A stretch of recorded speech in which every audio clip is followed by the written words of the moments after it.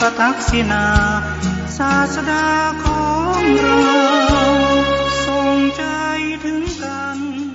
หมุนวัน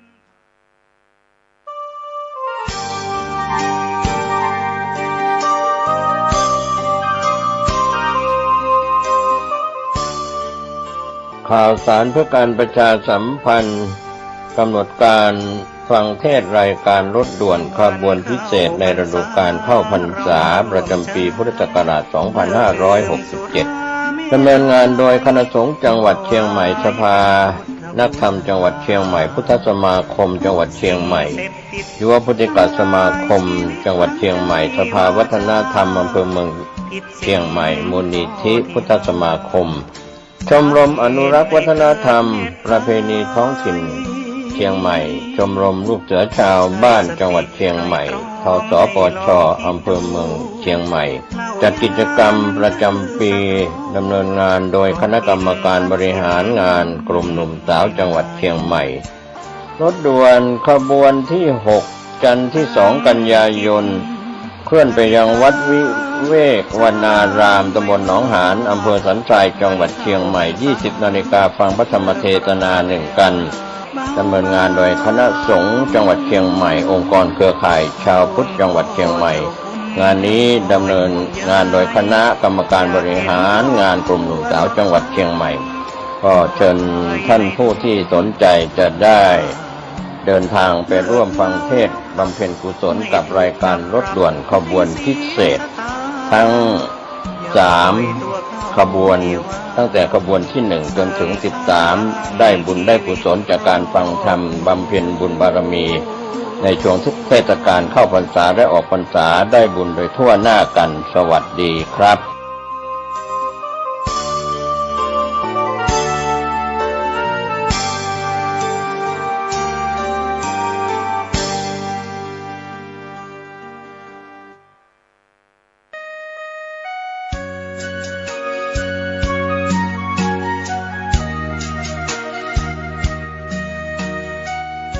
ธรรมสัญจรฟังธรรมในช่วงเทศกาลเข้าพรรษาปีพุทธศักราช 2567 ครั้งที่2ณมูลนิธิสถาบันครูบาเจ้าศรีวิชัยตรงกับวันอาทิตย์ที่ 15 กันยายน พุทธศักราช 2567 เวลา 13 นาฬิกากันก็เป็นมติคณะสงฆ์ตำบลสุเทพเทศบาลตำบลสุเทพอำเภอเมืองเชียงใหม่จังหวัดเชียงใหม่ธรรมสัญจรในช่วงเทศกาลเข้าพรรษา3 ครั้งฟังเทศน์ฟังธรรมตามวันเวลาสถานที่ดังกล่าวได้บุญได้กุศลโดยทั่วหน้ากันพี่น้องทั่วท้องทุกถิ่นที่มาได้สักการะบูชาพระทักษิณาศาสดาของเราทรงใจถึงกันหมุนวันท่านกำลังติดตามรับฟังสถานีวิทยุกระจายเสียงพระพุทธศาสนาแห่งชาติและสังคมคลื่นเพื่อการศึกษาพระพุทธศาสนาและวัฒนธรรมระบบ FM 104.5 เมกะเฮิรตซ์ รายการต่อไปเป็นรายการคดีโลกคดีธรรม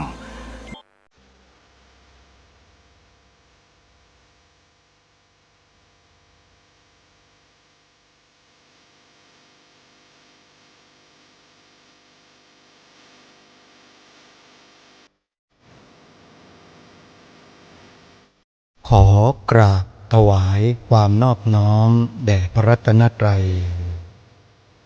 ถวายความเคารพพระมหาเถระพระเถรานุเถระทุกท่าน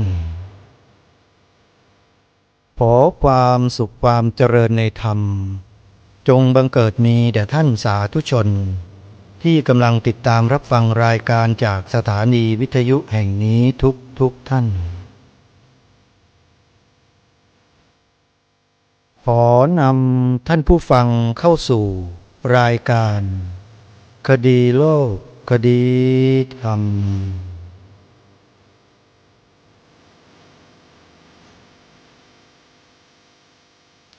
พบกันวันนี้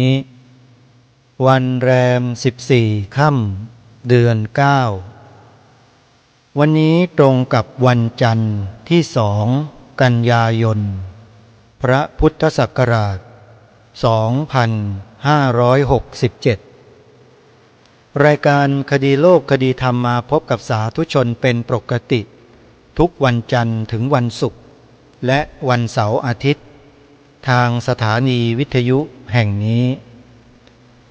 ท่านสามารถดาวน์โหลดแอปพลิเคชันด้วยโทรศัพท์มือถือระบบ Android โดยดาวน์โหลดแอปที่มีชื่อว่าวิทยุพุทธศาสนาทั่วไทยเพื่อติดตามรับฟังรายการนี้ได้ทุกวันและยังมีรายการธรรมะสาระที่ดีๆอีกเป็นจำนวนมากมายมหาศาลที่สถานีวิทยุพระพุทธศาสนาแห่งชาติคลื่นต่างๆที่รวมกันอยู่ในแอปพลิเคชันนี้มากถึง47สถานีนำมาออกอากาศให้สาธุชนได้สดับรับฟังกันตลอด24ชั่วโมงไม่มีวันหยุดท่านจะได้รับสาระและประโยชน์จากแอปพลิเคชันนี้อย่างมากมายเลยทีเดียวจึงขอเรียนเชิญเจริญพรสาธุชนทั้งหลายช่วยกันเผยแพร่แอปพลิเคชันนี้ให้ทั่วถึงกันจะได้บุญกันทุกคนวันนี้ขอเริ่มต้นด้วยข่าวประชาสัมพันธ์งานดีๆให้พวกเราได้ไปมีส่วนร่วมโดยเฉพาะญาติโยมพุทธบริษัทชาวจังหวัด101เนื่องด้วยโครงการพุทธธรรมนำสุขประจำปีพระพุทธศักราช 2567 โดยศูนย์พัฒนาคุณธรรมภาคตะวันออกเฉียงเหนือร่วมกับฝ่ายเผยแผ่คณะสงฆ์จังหวัด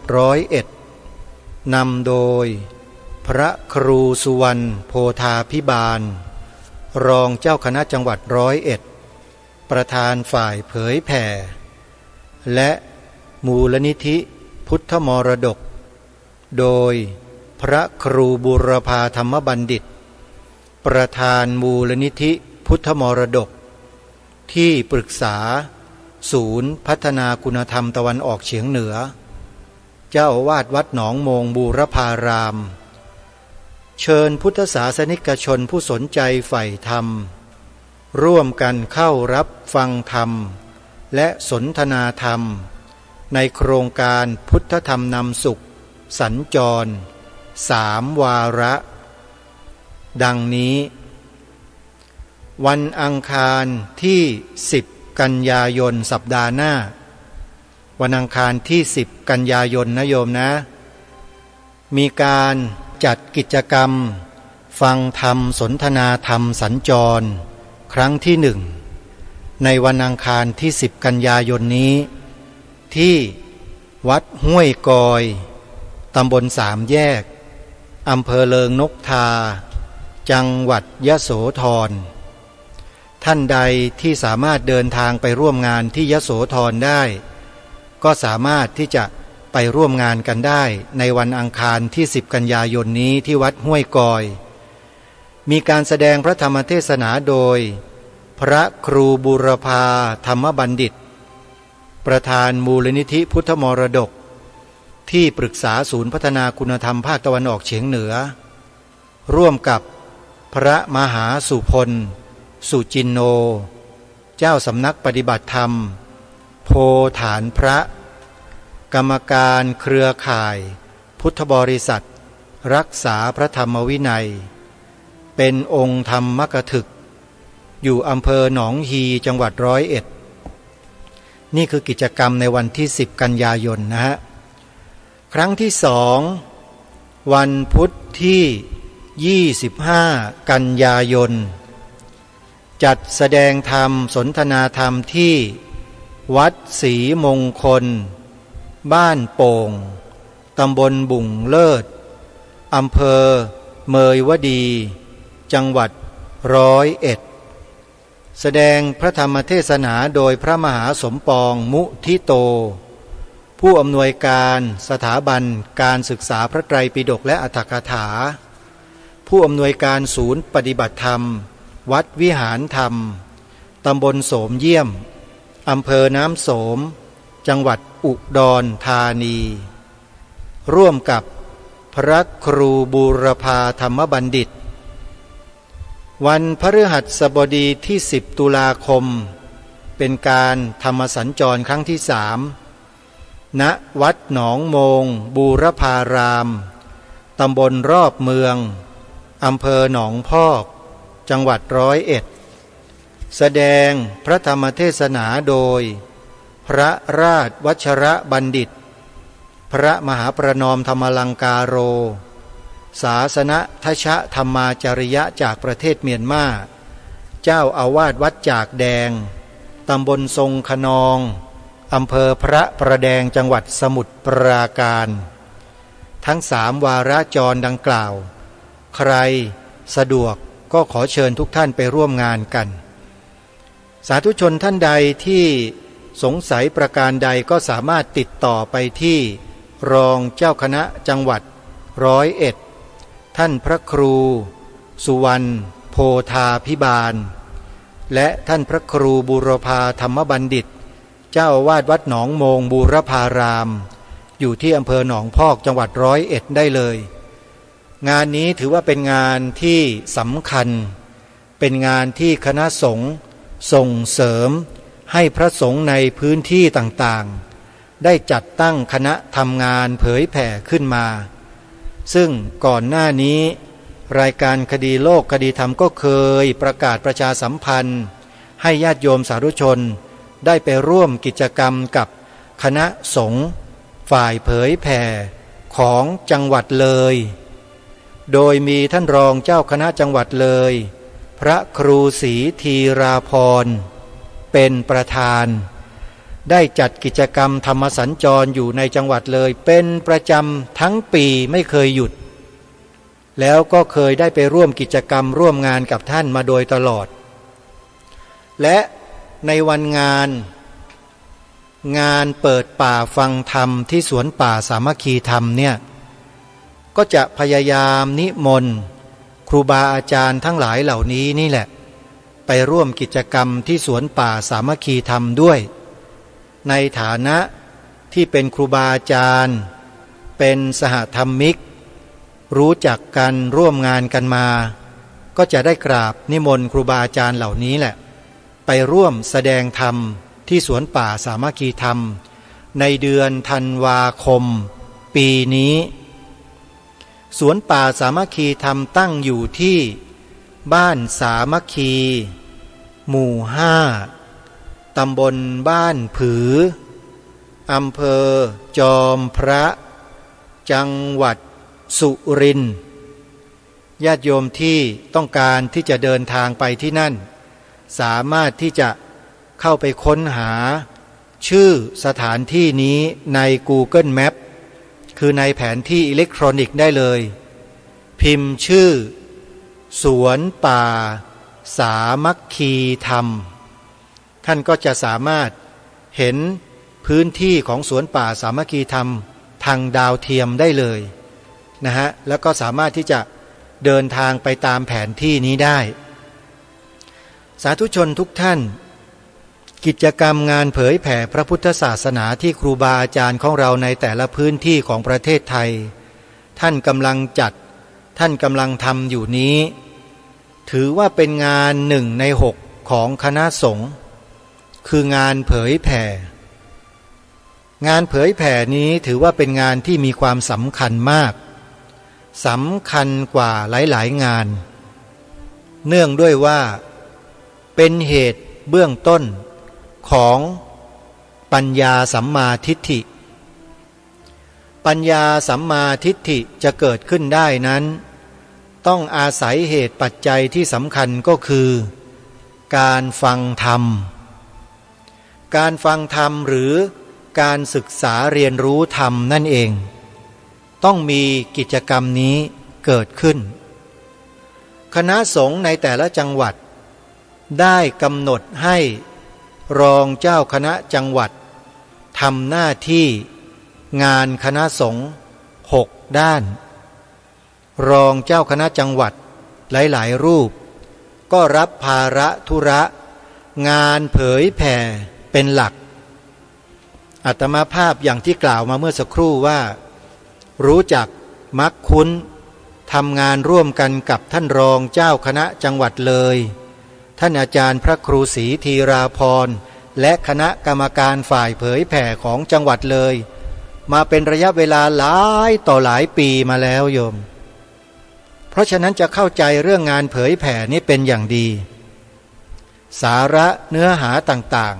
ๆเราก็นำมาจากแบบเรียนในพระไตรปิฎกที่มีการศึกษาเล่าเรียนกันอยู่ไม่ว่าจะเป็นแผนกธรรมแผนกบาลีที่ทางคณะสงฆ์ได้จัดการเรียนการสอนเป็นปกติอยู่ก็ดีหรือจะเป็นบาลีใหญ่พระอภิธรรมพระไตรปิฎกที่มีการศึกษาแยกเป็นพิเศษออกไปก็ดีสิ่งเหล่านี้ล้วนแล้วแต่เป็นหลักธรรมคำสอนของพระสัมมาสัมพุทธเจ้าที่ถูกต้องทั้งนั้นเลยและครูบาอาจารย์ทั้งหลายเหล่านี้เนี่ยท่านก็ผ่านการศึกษาเล่าเรียนตำรับตำราเหล่านี้มาทั้งนั้นอาตมาภาพเป็นต้นก็ผ่านการศึกษาเล่าเรียนตามกฎข้อบังคับของคณะสงฆ์มาโดยตลอดจบนักธรรมเอกตั้งแต่พรรษาต้นๆพรรษาแรกได้นักธรรมตรีพรรษา2ได้นักธรรมโทพรรษา3ได้นักธรรมเอกพร้อมกับมัชชิมอาภิธรรมมิกตรีคือเรียนพระอภิธรรมควบคู่มาด้วยโดยตลอดจนกระทั่งจบมหาอาภิธรรมมิกโทแล้วโยมจบมาตั้งนานตั้ง10 กว่าปีแล้วยังไม่ได้สอบชั้นมหาอาภิธรรมมิกเอกเท่านั้นเองชั้นเดียวรอเวลาอยู่เมื่อถึงเวลาที่เหมาะสมเมื่อไหร่ก็จะได้ลงศึกษาเล่าเรียนแล้วสอบในชั้นมหาอาภิธรรมมิกเอกต่อไปแล้วก็จะได้เรียนในระดับปริญญาโทปริญญาเอกตามลำดับถ้ามีบุญมีวาสนาพอถ้าไม่มีบุญวาสนาก็ไม่ได้เรียนโยม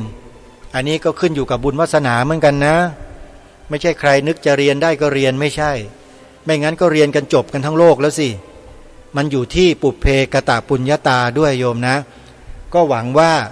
เมื่อถึงเวลานั้นแล้วก็จะได้เรียนนะโยมนะหวังว่าอย่างนั้นก็รอความหวังโยมรอความหวังแต่อย่างไรก็ตามชีวิตคนเรานั้นจะต้องทำการศึกษาเล่าเรียนกันตลอดชีวิตเพราะมหาวิทยาลัยที่มีอยู่กับตัวเองของผู้คนของมนุษย์ทุกคนนั้นมีอยู่แล้วก็คือมหาวิทยาลัยชีวิตเป็นมหาวิทยาลัยที่แท้จริงมหาวิทยาลัยที่ตั้งกันขึ้นมาในโลกใบนี้เนี่ยตั้งมาทีหลังมหาวิทยาลัยชีวิตทั้งนั้นเลยแล้วก็มาเขียนตำรับตำรากันขึ้นมาตามแนวความคิดตามความต้องการของแต่ละกลุ่มแต่ละพวกซึ่งเราก็ทราบก็รู้กันอยู่โดยเฉพาะปัญญาชนระดับสูงที่ท่านมีประสบการณ์มีความรู้มากมายหลากหลายท่านจะทราบดีว่าตำรับตำราเรียนที่อยู่ในมหาวิทยาลัยต่างๆของโลกเนี่ยมาจากที่ไหนใครเป็นคนกำหนดเขียนตำราเหล่านั้นขึ้นมาเขารู้กันถึงขนาดนั้นนะอาตมาภาพก็เป็นประเภทที่ชอบเรียนรู้ชอบดูชอบฟังคนเหล่านี้อยู่ด้วยก็เลยรู้ตามคนพวกนี้ไปด้วยว่าไอ้ตำรับตำราที่มนุษย์ในโลกนี้ถูกบังคับให้เรียนกันอยู่ในโลกเนี่ยใครเป็นคนกำหนดให้มนุษย์ในโลกได้ไปเรียนสิ่งเหล่านี้ของเขารู้ฮะรู้นะรู้เลยแหละแล้วทำไมถึงไม่บอกไปมันก็เท่านั้นแหละเพราะทุกคนมีความเชื่อหัวปักหัวปั๊มกันไปหมดแล้วอะไปบอกมันก็เท่ากับว่าสวนกระแสเขาดิแต่ถ้าอยากจะรู้อยากจะฟังไอ้สิ่งที่มันสวนกระแสความรู้สึกของเราเนี่ยนะแนะนำให้ไปฟังใครรู้ไหมฮะเข้าไปใน YouTube แล้วพิมพ์คำว่าโจรจันใดสระโอจอจานนอหนูกระโจนน่ะโจรน้ำอย่างเงี้ยโจรแล้วก็เว้นวรรคหนึ่งเคาะจันใดจันไม่มีนามสกุลไม่มีการันนะจอจานมหันอากาศนอหนูแล้วก็สระไอไม้มาลัยจอจาดอเด็กจันใดลองพิมพ์เข้าไปดูชื่อนี้แล้วลองไปฟังเขาพูดดูสิว่ามหาวิทยาลัยในโลกที่ถูกบังคับให้เรียนกันอยู่เนี่ยทั้งโลกเนี่ยมันคืออะไรกันแน่พอฟังแล้วเราก็ได้ข้อคิดได้ความรู้แล้วยิ่งเรามีความรู้เรื่องหลักธรรมคำสอนในทางพระพุทธศาสนาอย่างละเอียดลึกซึ้งในส่วนของปรมัตถสัจจะปรมัตถธรรมที่เรียกว่าพระอภิธรรมมัทธสังคหะด้วยแล้วเนี่ยพอฟังแล้วมันก็เก็ตเนี่ยมันก็เข้าใจทันทีเลยแล้วก็มีความรู้สึกอย่างนั้นเป็นอย่างนั้นเข้าใจอย่างนั้นเลยและเป็นอย่างนั้นจริงๆด้วยตามที่คุณโจรจันใดเขากล่าวไว้ทั้งหมดถูกครอบงำกันทั้งโลกแต่ยังไม่เชื่อว่าตัวเองโดนครอบงำยังคิดว่าตัวเองเก่งฉกาจฉลาดกว่าคนอื่นอยู่ตลอดเลยแต่หารู้ไม่ว่าคุณโจรจันใดเขาบอกตรงกันข้ามเลยตรงกันข้ามกับฉลาดนี่มันคืออะไรล่ะ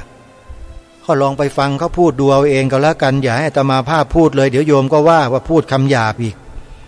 แต่ว่าคุณโจรจันใดเนี่ยเขาหยาบยิ่งกว่านี้เยอะนะแต่ก็ไม่ได้แนะนำให้เราไปเอาอย่างนะ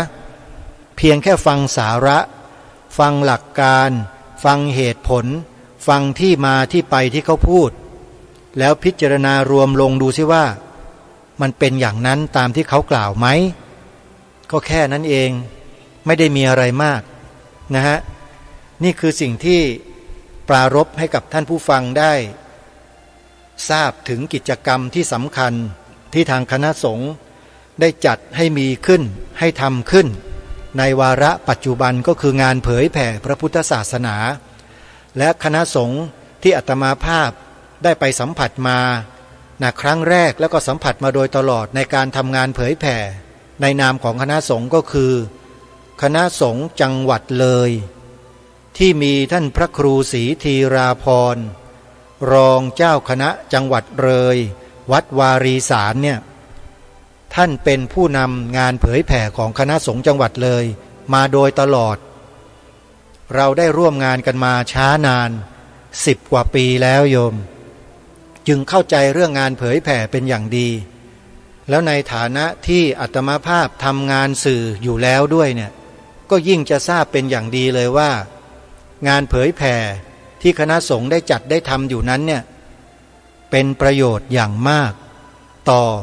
ผู้ที่สนใจผู้ที่ใส่ใจผู้ที่ให้ความสำคัญมันจะเกิดเป็นบุญเป็นกุศลเป็นมหามงคลอย่างกว้างขวางมากถ้าหากทุกฝ่ายร่วมกันสนับสนุนและส่งเสริมงานเผยแผ่นี้เป็นเรื่องใหญ่นะศาสนิกของลัทธิอื่นๆเขาก็เน้นเรื่องการเผยแผ่เหมือนกันแต่เขาไม่ได้เผยแผ่เหมือนอย่างเราเขาเผยแพร่แบบของเขาอะอย่างที่เรารู้เราเห็นเราทราบกันนั่นแหละเขาไม่ใช่เราแล้วเราก็ไม่ใช่เขาแล้วคำสอนของเขาก็สอนไม่ได้ให้เป็นคนดีเหมือนอย่างของเราการสอนให้ศาสนิกของเขาเป็นคนดีมันเป็นไปอีกแบบหนึ่งแต่ของเราเนี่ยเป็นมาตรฐานสากลเรียกว่าเป็นออริจินอลเรียกว่าเป็นยูนิเวอร์แซลเป็นสากลเลยจับทางไหนมองตรงไหนดูยังไงสัมผัสยังไงมันก็ถูกต้องทุกด้านเลยคำสอนของพระสัมมาสัมพุทธเจ้าของเราเนี่ยไม่มีอะไรผิดสักอย่างหนึ่งแต่ลัทธิอื่นๆยังมีผิดยังมีพลาดยังมีตรงกันข้ามยังเป็นอะไรต่อไม่อะไรเยอะแยะถ้าลองไปเทียบเคียงกันดูก็จะเห็นชัดเจนคงไม่ต้องบอกว่าลัทธิไหนศาสนาไหนพวกเราก็ทราบกันดีอยู่แล้วแต่เราก็จะไม่พูดถึงตรงนั้น เราจะพูดถึงแต่ว่าเราในฐานะที่เป็นชาวพุทธเป็นพลเมืองไทยส่วนใหญ่ของประเทศนี้เป็นเจ้าของแผ่นดินเจ้าของประเทศนี้เป็นเจ้าของเอกราชของชาติบ้านเมืองนี้เราจะทำยังไงที่จะให้ความมั่นคงของประเทศชาติบ้านเมืองดำรงมั่นอยู่อย่างนี้ตลอดไปได้สิ่งหนึ่งที่จะทำได้ก็คืองานเผยแผ่พระพุทธศาสนานี่แหละเชื่อไหมว่าสามารถทำความมั่นคงให้เกิดขึ้นกับประเทศชาติบ้านเมืองได้จริงถ้าใครไม่เชื่อลองไปศึกษาดูประวัติศาสตร์ของชาติไทยดูสิที่ผ่านมาในอดีตเมื่อ100 ปีพันปีหลายพันปีที่ผ่านมาเนี่ยเขารักษาความเป็นเอกราชของชาติบ้านเมืองไว้ได้อย่างไรด้วยสิ่งใดสิ่งนั้นมันอยู่ในใจท่านในใจนะฮะไม่ได้อยู่ข้างนอกไม่ใช่อยู่ที่ดาบไม่ได้อยู่ที่อาวุธไม่ได้อยู่ที่ปืนไม่ได้อยู่ที่ระเบิดแต่มันอยู่ในหัวใจของคนเรานี่แหละที่มันทำให้เกิดความมั่นคงได้สิ่งนั้นคืออุดมการณ์ชาติไทยเราบรรพบุรุษไทยเรามีอุดมการณ์ชาติหนึ่งเดียวกันหมดภายใต้อะไรภายใต้หลักธรรมคำสอนของพระสัมมาสัมพุทธเจ้าอันนี้เชื่อได้เลยไม่มีผิดแน่นอนแต่ถ้าใครบอกว่าไม่ใช่ผิดคนคนนั้นนั่นแหละโกหกอย่าไปเชื่อคนพวกนั้นนะโยมบ้านเมืองเราที่เป็นเอกราชมาถึงวันนี้ได้เพราะพระพุทธศาสนาเป็นหลักโดยมีองค์พระมหากษัตริย์ผู้ทรงเป็นพุทธมามกะทรงเลื่อมใสมีพระราชศรัทธาในพระบวรพุทธศาสนามาอย่างไม่ขาดสายเลยทรงนำหลักธรรมนั้นแหละมาบูรณาการปกครองบ้านปกครองเมืองโดยธรรมะมาจนถึงวันนี้นะนี่คือหลักฐานยืนยันชัดเจนแล้วการปฏิเสธในข้อนี้หมายความว่าไงก็หมายความว่าตรงกันข้ามกันก็แค่นั้นเองตรงกันข้ามกับดีคืออะไรตรงกันข้ามกับความจริงคืออะไรตรงกันข้ามกับความมั่นคงคืออะไรตรงกันข้ามกับความเป็นเอกราชคืออะไรนั่นแหละพวกนี้คือสิ่งตรงกันข้ามทั้งหมดแล้วเราจะไปเข้าข้างกับฝ่ายสิ่งตรงกันข้ามเหล่านั้นหรือคงไม่ใช่ถูกไหมฮะทีนี้ไม่ใช่อย่างเดียวไม่ได้แต่เราต้องเร่งขวนขวายร่วมด้วยและช่วยกันทำให้ความมั่นคงนี้มีความมั่นคงยิ่งขึ้นไปด้วยกันเรามีฝ่ายคณะสงฆ์เป็นผู้นำในการเผยแผ่ให้ความรู้ให้การศึกษาหลักธรรมคำสอนในทางพระพุทธศาสนาซึ่งเป็นเสาหลักของประเทศชาติบ้านเมืองแล้วในฐานะที่เราเนี่ยเป็นผู้ที่รู้น้อยเป็นผู้ที่ยังไม่เข้าใจเมื่อครูบาอาจารย์คณะสงฆ์ท่านจัดกิจกรรมแล้วเนี่ยเราก็ควรที่จะไปมีส่วนร่วมไปนะโยมนะพี่น้องชาวจังหวัด101เดี๋ยวจะบอกอีกครั้งหนึ่งว่าธรรมสัญจรของคณะสงฆ์จังหวัด101 3 วาระเนี่ยในแต่ละวาระเขาจัดกันที่ไหนอย่างไรวาระที่1วันอังคารที่10 กันยายนสัปดาห์หน้าแล้วนะอังคารที่10 กันยายนจัดที่วัดห้วยกอยตำบล3 แยกอำเภอเลิงนกทาจังหวัดยโสธรวาระที่2จัดขึ้นในวันพุธที่25 กันยายนจัดที่วัดศรีมงคลบ้านโป่งตำบลบุ่งเลิศอำเภอเมยวดีจังหวัด101และครั้งที่3วันพฤหัสบดีที่10 ตุลาคมจัดณวัดหนองโมงบูรพารามตำบลรอบเมืองอำเภอหนองพอก จังหวัด101 3 วาระที่จังหวัด101ก็ขอเชิญชวนสาธุชนไปร่วมกิจกรรมร่วมงานกันนะโยมนะ ส่วนกิจกรรมของสวนป่าสามัคคีธรรมอย่างที่ได้กล่าวกับท่านผู้ฟังไปเมื่อสักครู่ว่าครูบาอาจารย์ทั้งหลายเหล่านี้ที่เอ่ยนามมาส่วนมากเนี่ยไม่ว่าจะเป็นท่านอาจารย์พระมหาสมปองมุทิโตท่านเจ้าคุณพระราชวชรบัณฑิตพระมหาประนอมธรรมลังการโรพระครูบุรพาธรรมบัณฑิตวัดหนองโมงบุรพารามที่อำเภอหนองพอก101เนี่ยรู้จักมักคุ้นกันดีเป็นครูบาอาจารย์ของอาตมาหนึ่งรูปก็คือพระมหาสมปองมุทิโตสอนบาลีใหญ่ให้อาตมาภาพได้เรียนอยู่กับท่านอยู่2 ปีจนกระทั่งสามารถเข้าใจวิธีการทำตัวพอสมควรเลยทีเดียวที่มาที่ไปของประโยคบาลีนั้นไม่ใช่ว่าได้กันมาแบบง่ายๆทุกอย่างมีที่มาที่ไปทั้งหมดมีวิพัฒน์ปัจจัยมีอะไรต่างๆรองรับหมดเลยความแต่ละประโยคแต่ละถ้อยคำนั้นมีความหมายชัดเจนดิ้นไปไหนไม่ได้ทั้งนั้นเลยโยมนี่คือพระบาลีฮะเขาเรียกอีกอย่างหนึ่งเขาเรียกว่าตันติภาษาคือภาษาต้นแบบภาษาที่รักษาพระพุทธพจน์ของพระสัมมาสัมพุทธเจ้าไว้ดีที่สุดนี่คือสิ่งที่คณะสงฆ์ท่านทำการสืบสารรักษาต่อยอดส่งเสริมให้มีการศึกษาเล่าเรียนพระบาลีกันขนาดใหญ่เลยในยุคนี้และองค์พระมหากษัตริย์รัชกาลปัจจุบันทรงส่งเสริมทรงพระราชทานความอุปถัมภ์ให้กับโรงเรียนพระปริยัติธรรมแผนกบาลี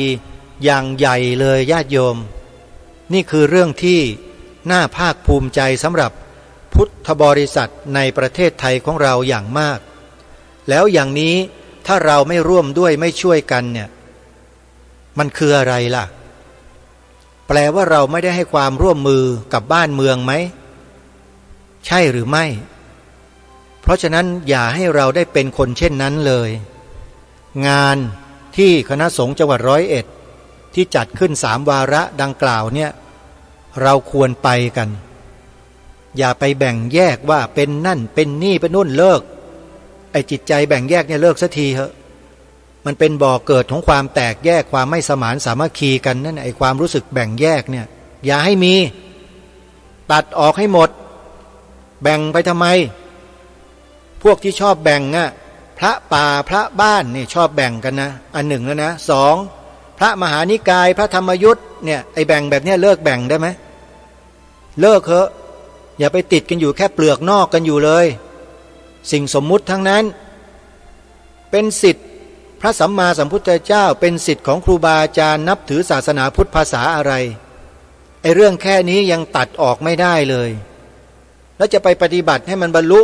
อมตะธรรมขั้นสูงได้ยังไงจริงหรือไม่พวกเราลองพิจารณาข้อนี้กันดูเนาะจริงไหมไอ้รายการนี้มันก็ชอบพูดความจริงซะด้วยดิมันพูดโกหกใครไม่เป็นน่ะแล้วเมื่อฟังสิ่งที่เป็นความจริงแล้วคนเหล่านั้นที่ชอบความแตกแยกชอบสร้างความทะเลาะเบาะแว้งกันเนี่ยเขาก็ไม่ค่อยชอบก็เป็นธรรมดาเนี่ยคุณก็สร้างไอ้สิ่งที่นี้ขึ้นมาเองเนี่ยสร้างไอ้หลักที่มันผิดเหล่านี้ขึ้นมาในใจของท่านเองคุณไปสร้างมันขึ้นมาทำไมไม่ทำให้มันเป็นปกติให้มันเป็นศีลน่ะเขาเรียกศีลน่ะศีลคือความเป็นปกติพระพุทธเจ้าทรงบัญญัติศีลเอาไว้ให้มาปฏิบัติเพื่ออะไรเพื่อความงดงามในหมู่คณะเพื่อความรักความสามัคคีกันในหมู่ใช่ไหมเล่าเอาแล้วท่านมาทำให้เกิดความแตกแยกด้วยไอ้เรื่องผิวหนังอย่างเนี้ยเรื่องเล็กๆแค่เนี้ยและให้เกิดความแตกแยกกันในหมู่คณะของเราเนี่ยถามว่ามันใช่เหรอนะธรรมะของพระพุทธเจ้าเหรอแบบนั้นนะไม่ใช่ซะหน่อยเราก็เลยสงสัยพวกคุณนะว่าพวกคุณเนี่ยมันพุทธจริงหรือเปล่าหรือคุณปลอมเข้ามาแฝงตัวกันเข้ามาแน่มันดูไม่ยากนะไอ้คนที่มันแฝงตัวเข้ามาเนี่ยคือมันจะสร้างความทะเลาะเบาะแว้งความแตกแยกอยู่ตลอดแต่ถ้าเป็นพระแท้ๆเนี่ยเขาจะไม่สร้างเขาจะทำแต่งานทำหน้าที่ให้ดีที่สุดแล้วก็ สมัครสมานรู้รักสามัคคีกันในหมู่ของชาวพุทธไม่มีการแบ่งแยกว่าเป็นพระป่าพระบ้านธรรมยุทธมหานิกายไม่มีเขาไม่แบ่งกันนี่คือจิตใจดีเขาจะเป็นแบบนั้นฮะแต่ไอ้พวกที่จิตใจไม่ดีนี่มันก็แบ่งอยู่ตลอดอะเสี่ยมให้คนอื่นแตกแยกอยู่ตลอดระวังให้ดีนะใครที่มีแนวความคิดและการกระทำคำพูดในลักษณะดังกล่าวเนี่ยตั้งข้อสังเกตไว้เลยว่าคนพวกนี้ไม่ใช่ชาวพุทธปลอมตัวเข้ามาหรือเปล่าตั้งข้อสังเกตและสงสัยไว้ก่อนเพราะพฤติกรรมและคำพูดเนี่ยมันส่อไปในทางการสร้างความแตกแยกให้กับในหมู่พี่น้องชาวพุทธเราเนี่ยใช่ไหมฮะเราต้องมีไหวพริบมีปฏิภาณมีปัญญานะชาวพุทธไม่ใช่โง่เป็นชาวพุทธนับถือพระพุทธศาสนาแล้วอย่าฉลาดน้อยท่านผู้ฟังถ้าฉลาดน้อยมันก็จะเป็นเหยื่อของคนที่มันมีความฉลาดมากกว่าแต่มันมีความโกงอยู่ในใจพฤติกรรมการโกงก็คือมันจะสร้างความทะเลาะเบาะแว้งสร้างความแตกแยกอยู่ไม่หยุดไม่หย่อนใครที่ทำอย่างนั้นก็สังเกตเอาเนอะอาตมาก็ไม่รู้ไม่เห็นหรอกแต่พฤติกรรมแบบนี้มันมีอยู่ในสังคมเราอะมันสังเกตดูกันบ้างแล้วอย่าเพิ่งหลงเชื่ออะไรใครง่ายๆเชื่อพระพุทธเจ้าไว้ก่อนพระพุทธเจ้าตรัสสอนเรื่องเกสปุตตสูตรไว้10 ข้อจดจำกันไว้ให้ได้แล้วก็นำมาใช้ในชีวิตประจำวันของเราตลอดชีวิตเลยใช้ได้ตลอดชีวิตเลยนะเกสปุตตสูตรเนี่ยหลายคนก็ไม่รู้จักที่เรารู้กันในชื่อของกาลามสูตรนั่นแหละจริงๆชื่อสูตรที่ถูกต้องตามพระไตรปิฎกตามคัมภีร์คือเกสปุตตสูตรเกสปุตตะเป็นชื่อของคามนิคมหมู่บ้านเกสปุตตะนิคมชาวกาลามะซึ่งเป็นโคตรของผู้คนที่อาศัยอยู่ในหมู่บ้านในนิคมนี้ที่พระพุทธเจ้าเสด็จมาสอนมาบอกเพราะชาวนิคมเหล่านี้เนี่ยฟังการสอนลัทธิต่างๆของพวกเจ้าลัทธิหลากหลายมากมายมาพูดอย่างโน้นอย่างนี้มายกตนข่มท่านข่มคนอื่นแล้วบอกว่าลัทธิตัวเองดีกว่าอย่างโน้นอย่างนี้พอพระพุทธเจ้าเสด็จพระพุทธดำเนินมาพระองค์ก็ทรงแนะนำว่าให้เชื่ออย่างนี้นะแล้วก็ทรงแสดงเกสปุตตสูตรใครอยากจะอ่านเกสปุตตสูตรก็พิมพ์ดูใน Google ได้เลยมี10 ข้อโยมเนื้อหาใจความก็คือพระพุทธเจ้าทรงให้เราเนี่ยอย่าเพิ่งปักใจเชื่อหรือปลงใจเชื่อในสิ่งที่ใครก็ตามผู้ใดก็ตามแม้แต่พระสัมมาสัมพุทธเจ้าเองก็อย่าเพิ่งเชื่อมีองค์พระศาสดาในจักรวาลนี้องค์ไหนที่ใจกว้างเหมือนอย่างพระสัมมาสัมพุทธเจ้าของเราบ้างไม่มีหรอกคุณไม่ต้องไปหาหรอกในจักรวาลเนี้ยศาสดาที่ใจกว้างแบบพระพุทธเจ้าแม้แต่คำสอนของพระองค์ท่านพระองค์เองก็ยังทรงตรัสเลยบอกอย่าเพิ่งเชื่อนะแล้วก็ทรงสรุปตอนท้ายเอาไว้นั่นแหละคุณจะเชื่อได้ก็ต่อเมื่อ1 2 3 4 5นั่นน่ะคุณไปอ่านดูเองต้องไปสัมผัสไปศึกษาเรียนรู้ด้วยตัวเองโยมอย่าฟังคนอื่นพูดแม้แต่อาตมาก็อย่าเพิ่งฟัง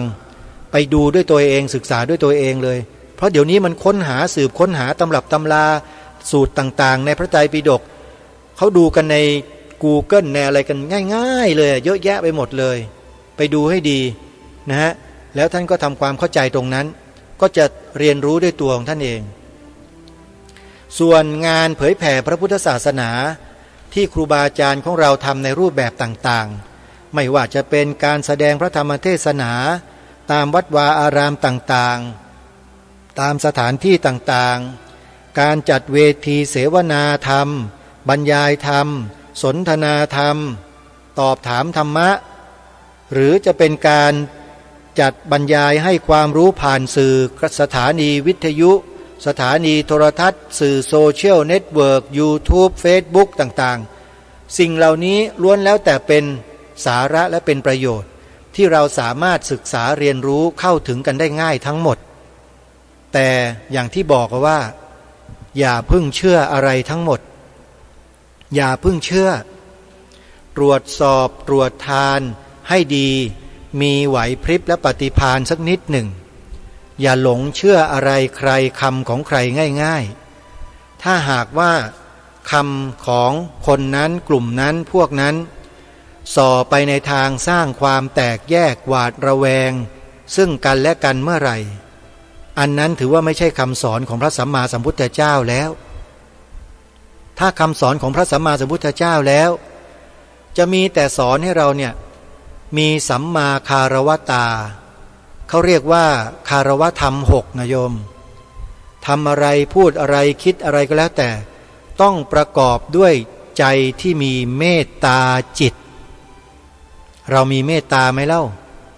พอฟังคนนั้นฟังครูบาอาจารย์คนนี้ฟังโยมคนโน้น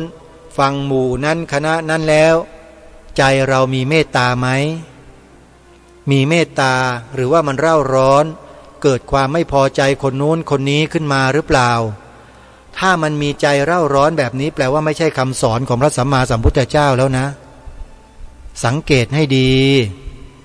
ดูให้ดีๆนะอย่าเพิ่งไปหลงเชื่อว่าสิ่งนั้นเป็นพุทธวจนะแล้วเชื่อนะโยม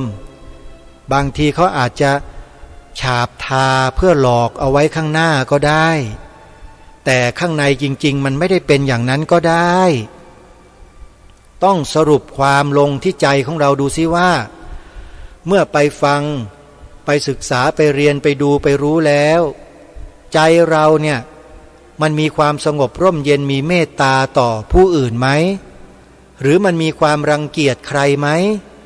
ไม่พอใจใครขึ้นมาบ้างหรือเปล่านี่คือผลไงมันพิสูจน์ได้ด้วยตัวเราเองฮะถ้าหากมันมีความไม่พอใจขึ้นมาไอ้สิ่งที่ไม่พอใจนั้นน่ะมันเป็นไปในลักษณะเช่นใดไม่พอใจใครแล้วใครนั้นคือใครแล้วมันเป็นยังไงต้องศึกษาให้ดีท่านผู้ฟังนะอันเนี้ยจริงๆก็อยากจะพูดให้มันหมดเปลือกนะแต่ไม่อยากจะพูดนะพูดไปเดี๋ยวก็หาว่าพูดไอ้นู่นไอ้นี่สร้างความแตกแยกอีกไม่ได้สร้างความแตกแยกพูดความจริงไปศึกษาศาสนาเปรียบเทียบดูบ้างนะโยมเคยศึกษาไหม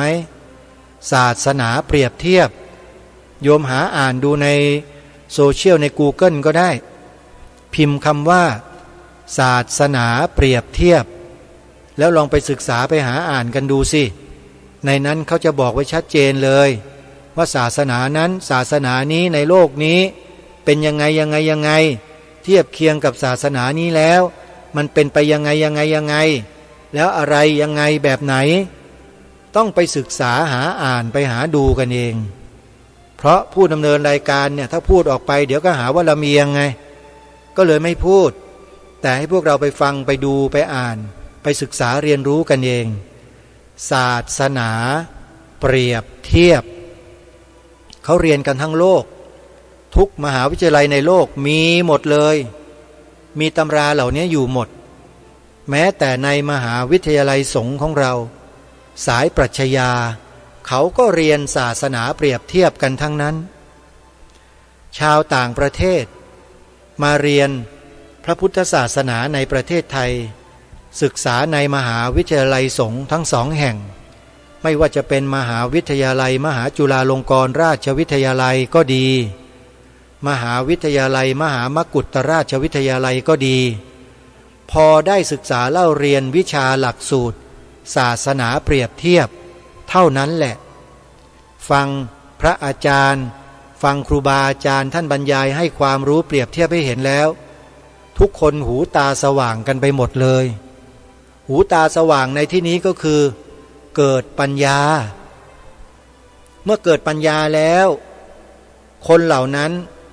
เขาอาจจะไม่ได้นับถือศาสนาพุทธมาก่อนด้วยแต่เมื่อมาศึกษาเรียนรู้เรื่องของปรัชญาเรื่องของศาสนาเปรียบเทียบแล้วดวงตาเขาสว่างแล้วเขาก็ตัดสินใจอะไรๆของเขาได้ในชีวิตด้วยตัวของเขาเองเขาตัดสินใจเองนะตัดสินใจอะไรล่ะไป ปลี่ยนมานับถือศาสนาพุทธกันทั้งนั้นเลยนี่คือผลของการศึกษาวิชาศาสนาเปรียบเทียบทำไมเขาหันมานับถือศาสนาพุทธก็ลองไปอ่านศาสนาเปรียบเทียบดูสิบางทีจะทำให้ท่านได้คำตอบตรงนี้ชัดเจนเลยลองดูนะโยมนะลองไปศึกษาหาอ่านดูเผื่อจะได้ความรู้ที่พิเศษกว่าที่เคยมีมาแล้วก็มีความเข้าใจมากกว่าที่เราเคยเป็นเคยมีตรงนี้เพียงแค่แนะนำแล้วก็บอกให้พวกเราได้เห็นแบ็กกราวด์ว่าวิชาศาสนาเปรียบเทียบเนี่ยทำให้แนวความคิดของคนเราที่มีความเชื่อความเข้าใจเก่าๆอาจจะมีความเข้าใจที่ใหม่ๆมีการเปลี่ยนแปลงทัศนคติความเห็นที่ดียิ่งขึ้นมาก็ได้นะลองดูนะใครสนใจก็ลองไปหาอ่านดูกันนะจริงๆแล้ววันนี้อย่างที่ได้ประกาศประชาสัมพันธ์บอกกับท่านผู้ฟังไปเมื่อวานนี้ว่าจะนำบทคำนำของหนังสือพุทธศาสนสุวรรณภูมิปกรณ์ของท่านเจ้าคุณพระราชกวีอ่ำธรรมทัตโตมาอ่านในเชิงวิเคราะห์ให้พวกเราได้สดับรับฟังกันในรายการเนี่ยจริงๆก็เตรียมไว้แล้วแหละแต่พอมาปรารภเรื่องต่างๆเหล่านี้แล้วมันก็เลยยาวมาจนกระทั่งจะหมดเวลาพอดีคืออย่างนี้ในเบื้องต้นก็จะขอทำความเข้าใจกับท่านผู้ฟังไว้นิดหนึ่งว่าในหนังสือพุทธศาสนสุวรรณภูมิปกรณ์เนี่ยเล่มที่อาตมาภาพได้นำมาเผยแพร่ในครั้งนี้เนี่ยนะมีบทคำนำที่เขียนเอาไว้ถึง5 ครั้งนะมีบทคำนำเขียนไว้ถึง5 ครั้งในการพิมพ์ทั้ง5 ครั้งเลยครั้งที่1บทคำนำในการพิมพ์ครั้งที่1ท่านเขียนขึ้นในวันที่15 ตุลาคมพระพุทธศักราช 2509ในสมัยนั้นท่านดำรงสมณศักดิ์ที่เจ้าคุณชั้นสามัญพระธรรมวงศ์เวทีจำนวนหน้าของคำนำมีทั้งหมด3 หน้าอันนี้คือครั้งที่1ครั้งที่2ท่านได้เขียนขึ้นในการพิมพ์ครั้งที่2เมื่อวันที่19 กันยายนพระพุทธศักราช 2520ห่างกันมา11 ปีในราชทินานามของท่านว่าพระราชกวีมีทั้งหมด5 หน้าเพิ่มขึ้นในการพิมพ์ครั้งที่3มีบทคำนำที่ท่านเขียนไว้เมื่อวันที่29 มกราคมพระพุทธศักราช 2523ในนามพระราชกวีมีทั้งหมด6 หน้าและในการพิมพ์ครั้งที่4ท่านเขียนบทคำนำเอาไว้เมื่อวันที่24 ตุลาคมพระพุทธศักราช 2524ในนามพระราชกวีมีทั้งหมด5 หน้าและในการพิมพ์และการเขียนบทคำนำครั้งสุดท้ายของท่านคือครั้งที่5เมื่อวันที่9 มิถุนายนพระพุทธศักราช 2530ก่อนที่ท่านจะมรณภาพท่านได้เขียนไว้ถึง11 หน้าท่านผู้ฟังบทคำนำทั้ง5 ครั้งนี้แหละที่ทางรายการจะนำมาเผยแพร่ให้กับท่านผู้ฟังได้ทราบถึงแนวความคิดของท่านได้ทราบที่มาที่ไปในการทำงานส่วนนี้ของท่านการถอดอักษรโบราณจากแผ่นกระเบื้องจานเมืองคูบัวราชบุรีและที่อื่นๆออกมาเป็นรูปเล่มหนังสือเล่มนี้กว่าจะมาถึงวันนี้ท่านเขียนบอกไว้หมดเลยว่าเป็นมาอย่างไรทางรายการจะได้นำมาอ่านให้ทุกท่านได้ฟังทุกตัวอักษรโดยไม่มีการเซ็นเซอร์แล้วก็จะวิเคราะห์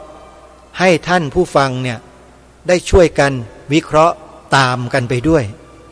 แล้วก็ตัดสินใจร่วมกันในการที่เราจะมีส่วนในการเผยแพร่สิ่งที่ท่านเจ้าคุณพระราชกวีอ่ำธรรมทัตโตรูปนี้ได้จัดได้ทำไว้ตรงนี้เป็นมรดกสืบต่อไปหรือไม่อย่างไรนี่คือเป้าหมายและวัตถุประสงค์ที่ทางรายการนำสิ่งนี้มาเผยแพร่ ก็เพื่อต้องการให้พวกเราเนี่ยมีสำนึกในบุญคุณของท่านแล้วก็ช่วยกันสืบสารรักษาต่อยอดผลงานอันยากลำบากที่สุดในชีวิตของท่านอันเนี้ยไปด้วยกันใครจะมองอย่างไรก็ช่างเราไม่ได้สนใจการมองของคนอื่นเพราะคนอื่นเขาไม่ได้มาทำให้สิ่งนี้เจริญรุ่งเรืองหรอกเชื่อเถอะโดยเฉพาะคนที่มองในลักษณะที่ดูหมิ่นถากถางที่ไม่เห็นด้วยที่ต่อต้านที่คัดค้านที่พยายามจะทำลายเนี่ยเราอย่าไปใส่ใจคนพวกนั้นแต่เรามาใส่ใจเนื้อหาดีกว่าที่ท่านได้ทำไว้ให้แก่พวกเราเนี่ยว่าเนื้อหาเหล่านี้ส่งผลทางด้านจิตใจแก่ลูกหลานคนไทยของเราอย่างไรแล้วเมื่อส่งผลต่อจิตใจลูกหลานคนไทยเราแล้วเราจะบอกให้ลูกหลานคนไทยเราเนี่ยสืบสารรักษาต่อยอดสิ่งที่บรรพบุรุษของตนเองได้ทำมาไว้เช่นนี้ต่อไปอย่างไรอันนี้คือหน้าที่ของเราที่เราจะต้องช่วยกันทำเพราะฉะนั้นวันพรุ่งนี้นะวันพรุ่งนี้เป็นต้นไปคอยติดตามรับฟังรายการคดีโลกคดีธรรมจะนำความในใจของท่านเจ้าคุณพระราชกวีอ่ำธรรมทัตโตที่ท่านเขียนไว้ในบทคำนำทั้ง5 ครั้งเนี่ยมาให้พวกเราได้ศึกษาเรียนรู้ในอัตชีวิตของท่านโดยตรงเลยศึกษาได้จากบทคำนำนี่แหละคือตัวตนของท่านที่แท้จริงท่านผู้ฟังไม่ต้องไปหาที่อื่นประวัติชีวประวัติอัตชีวประวัติเนี่ยคนอื่นเขาเขียนให้ท่านทั้งนั้นแต่บทคำนำในหนังสือนี่คือลายมือของท่านผลงานของท่านแนวความคิดของท่านองค์เดียวเลยแล้วเดี๋ยวมาติดตามรับฟังกันในวันต่อไปวันนี้เวลาของรายการหมดท่านผู้ฟังต้องขอสมมติยุติไว้แต่เพียงเท่านี้พบกับรายการได้ใหม่ในวันต่อไปขอความสุขความสวัสดีในธรรมแห่งองค์สมเด็จพระบรมศาสดาสัมมาสัมพุทธเจ้าจงปรากฏเกิดมีขึ้นในจิตใจของท่านผู้ฟังทุกท่านทุกคน